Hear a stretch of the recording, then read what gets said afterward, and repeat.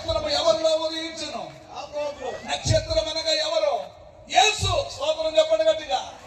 నక్షత్రం ఎవరిలో ఉదయించును? వాక్యమును ఎవరికి తెలియజేశాడు?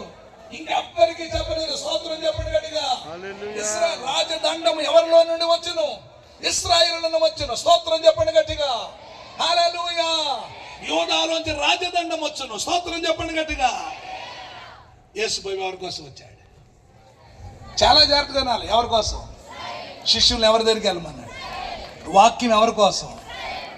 రక్షకుడికి యేసుని ఎవరి కోసం పుట్టించాడు? ఓకే, ఇప్పుడు చెప్పండి, యేసు ప్రభు అందరికా ఇశ్రాయేల్ కోసం? అది బాగా చెప్పారు. ఇప్పుడు ఇవి ఉండాలా వెళ్ళిపోవాలి? చెప్పండి.